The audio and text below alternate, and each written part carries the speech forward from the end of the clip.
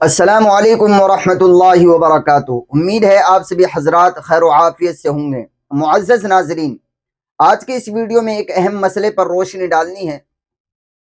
مسئلہ یہ ہے کہ بعض احباب کو وہم کی بیماری ہوتی ہے، یعنی وہ وہم کے مریض ہوتے ہیں۔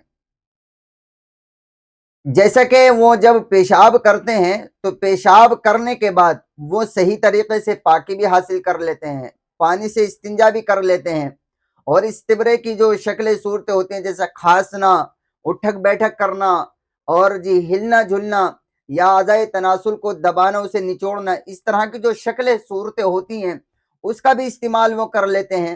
لیکن پھر بھی جیسے ہی وہ پیشاب خانے سے باہر نکلتے ہیں تو ان کو جو ہے یہ وہم ان کے دماغ میں اٹھتا رہتا ہے کہ ایسا لگا جیسے پیشاب کے قطرے نکلے، ایسا لگا جیسے پیشاب کی بوندیں ٹپکی۔ تو بعض لوگوں کو یہ بیماری ہوتی ہے، یہ وہم ہوتا ہے۔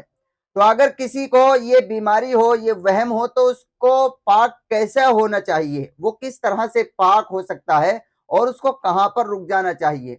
تو دیکھیں، اسے ہم اچھی طرح سمجھ لیں۔ اگر کسی بھائی کو، کسی شخص کو یہ بیماری ہے، کسی کو اس طرح وہم ہوتا ہے پیشاب کے بارے میں یا کسی اور چیز کے بارے میں، وضو کے بارے میں، غسل کے بارے میں، تو وہ صرف ایک سیدھی سی بات سمجھ لیں کہ وہ اپنے اعتبار سے ایک مرتبہ اچھی طرح سے اس کام کو کر لے، اور اس کے بعد میں پھر چاہے اس کے دماغ میں کتنے ہی خیالات آئیں، اس کی طرف وہ توجہ نہ دے، بس ایک مرتبہ اچھی طرح سے کر لے، اس کے بعد میں کچھ بھی توجہ اس کی جانب وہ نہ کرے، جب تک کہ اسے غالب گمان اور صحیح طریقے سے یقینی طور پر یہ پتہ نہ لگ جائے ہاں میرا وضو اب ٹوٹ گیا ہے یا میرا وضو نہیں ہوا۔